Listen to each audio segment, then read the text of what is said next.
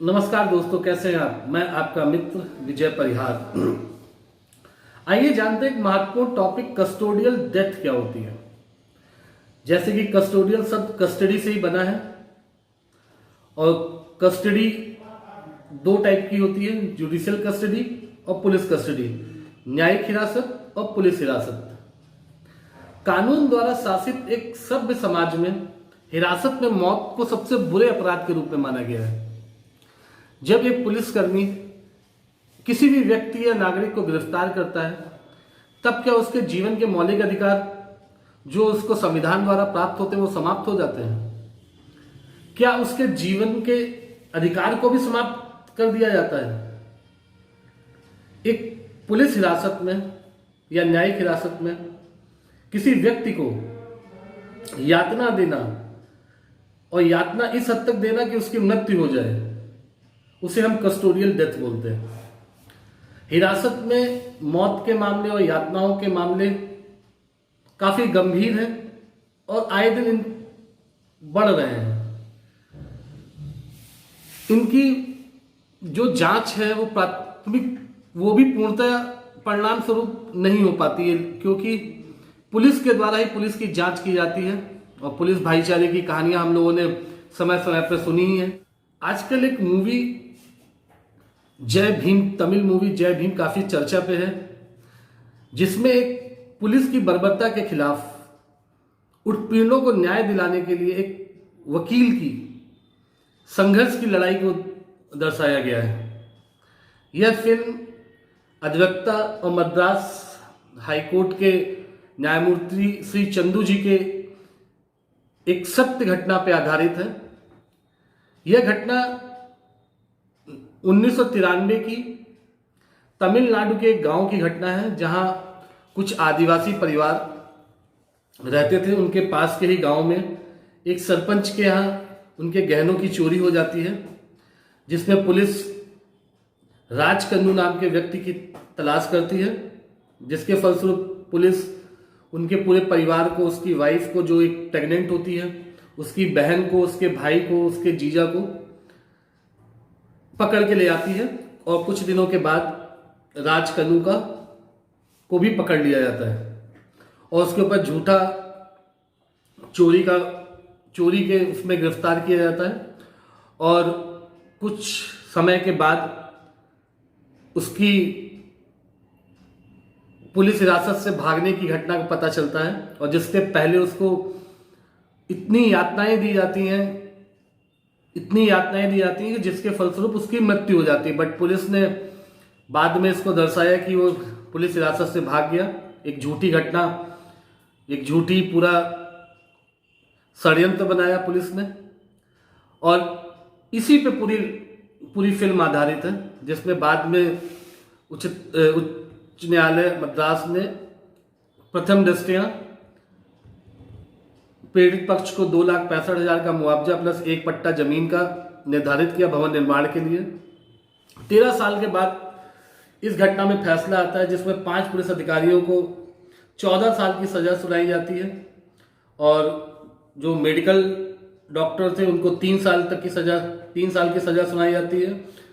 और जिन्होंने झूठी गवाही दी थी इस केस में, उन सभी आरोपी व्यक्तियों को 6-6 महीने की सजा सुनाई जाती है। यह मामला बेसिकली पूरी फिल्म कस्टोडियल डेथ के ऊपर ही बेस्ड थी। पुलिस ने राजकन्नू को इतनी यातनाएं दी कि उसकी पुलिस कस्टडी में ही मृत्यु हो जाती है। फिर पुलिस ने पूरी एक झूठी कहानी बना के कि वो पुलिस हिरासत से भाग गया, और भागने के बाद उसकी जो डेड बॉडी होती है वो तमिलनाडु और केरल के बॉर्डर में पाई जाती है। ये थी फिल्म की बात। क्या कस्टोडियल डेथ की घटनाएं जिस हिसाब से हमारे देश में बढ़ रही है, क्या हमारे कानून में क्या इसके प्रावधान है? आइए जानते हैं कस्टोडियल डेथ से रिलेटेड हमारे कानून में क्या क्या प्रावधान है। आईपीसी में इसके क्या प्रावधान है, सीआरपीसी में इसके क्या प्रावधान है, और पुलिस एक्ट और एविडेंस एक्ट में भी इसके क्या प्रावधान लाए गए। सबसे पहले आईपीसी में इसके लिए क्या प्रावधान है। भारतीय दंड संहिता 1860 में जो धाराएं इसके लिए बनाई गई हैं कस्टोडियल टॉर्चर या कस्टोडियल डेथ से रिलेटेड, अगर मृत्यु हो जाती है तो 302 का मुकदमा तो जो इस टाइप के अपराधी पुलिसकर्मी उनके ऊपर दायर होता है। उससे आईपीसी 330 में यदि कोई पुलिस अधिकारी किसी व्यक्ति को जो अपराधी है या नहीं भी है उसको कन्फेस कराने के लिए यातना देता है, तो ऐसा पुलिस अधिकारी जो दोनों में से किसी एक भाग के कारावास जिसकी अधिकतम सजा 7 साल और आर्थिक दंड से दंडनीय है, ऐसी सजा का प्रावधान आईपीसी 330 में है। दूसरी धारा है आईपीसी में 331, जिसमें यदि कोई पुलिस अधिकारी किसी व्यक्ति को जो जिसने अपराध किया है या नहीं किया है उसको कन्फेस कराने के लिए उसको घोर यातनाएं देता है। घोर यातनाएं, ग्रीवियस हर्ट देता है, जिसके फलस्वरूप अगर उसकी मृत्यु भी हो जाती है। ऐसी यातनाओं से कभी कभी व्यक्ति की मृत्यु भी हो जाती है। तो ऐसे में जो पुलिस अधिकारी है अगर मृत्यु हो जाती है तो उसके बाद 302 के मुकदमा चलेगा, प्लस बाकी धाराओं में मुकदमा इंगित होगा।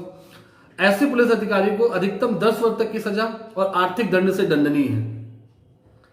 एक धारा आईपीसी में 348 है। अगर कोई भी पुलिस अधिकारी किसी व्यक्ति को इस उद्देश्य से रोकता है कि उसकी किसी चीज में स्वीकृति लेना या उससे कोई जानकारी जबरदस्ती उगलवाना या उसके किसी जानकार को रोककर उससे जबरदस्ती कुछ उगलवाना, उससे जानकारी लेना, यह भी आईपीसी 348 में दंडनीय है। 3 साल तक की सजा के प्रावधान इसमें है।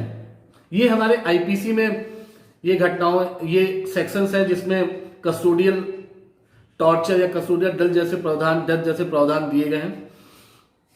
इसके साथ साथ आईपीसी के साथ एविडेंस एक्ट की धारा 25 और 26 में यह प्रावधान है कि अगर पुलिस के सामने अगर कोई व्यक्ति कोई बयान देता है तो वो मान्य नहीं होगा उसके अगेंस्ट। अगर पुलिस ने मुझे मार पिटाई करके कोई मुझसे झूठा बयान ले लिया, वो कोर्ट में मेरे अगेंस्ट मान्य नहीं होगा। ऐसे प्रावधान एविडेंस एक्ट में धारा 25 और 26 में दिए गए हैं। सीआरपीसी की धारा 76 में यह प्रावधान है, अगर कोई भी पुलिस अधिकारी किसी व्यक्ति की गिरफ्तारी करता है तो उसे अतिशीघ्र ही बिना विलंब के कोर्ट में प्रस्तुत करना अनिवार्य है 24 घंटे के अंदर। और ये 24 घंटे यात्रा के समय को निकाल कर ही जोड़े जाते हैं। अगर कोई व्यक्ति कहीं दूसरे शहर से संबंधित उसमें अपने न्यायालय में उसको प्रस्तुत करना है तो जो यात्रा का समय होगा कोर्ट तक की यात्रा, उस स्थान से कोर्ट तक की यात्रा का समय इसमें इंक्लूड नहीं किया जाएगा। और पुलिस को उसे अतिशीघ्र 24 घंटे के अंदर समकक्ष कोर्ट में प्रस्तुत करना पड़ेगा, न्यायालय में प्रस्तुत करना पड़ेगा। और इसमें सीआरपीसी में एक और प्रावधान 2009 के संशोधनों के बाद इसमें सीआरपीसी में जो प्रावधान आए हैं, धारा 41 को इसमें अमेंडमेंट किया गया है, जिसके फलस्वरूप 41A, 41B, 41C और 41D सेक्शंस को इंसर्ट किया गया है, जिसमें कैसे व्यक्ति की गिरफ्तारी हो सकती है, कैसे उसको नोटिस अपीयरेंस के लिए भेजा जा सकता है, गिरफ्तारी के व्यक्ति उसके परिवार के किसी व्यक्ति को सूचित किया जाना आवश्यक है, उसके किसी दोस्त को सूचित किया जाना आवश्यक है, गिरफ्तारी की क्या प्रक्रियाएं होंगी और पुलिस के क्या कर्तव्य होंगे उस गिरफ्तारी को लेके। इसके साथ साथ जिस व्यक्ति को गिरफ्तार किया जाता है उसको अपने मतलब कि मनचाहे अधिवक्ता से अपने जो वो है वकील से मिलने की उसे इजाजत होती है, उसको अधिकार होता है।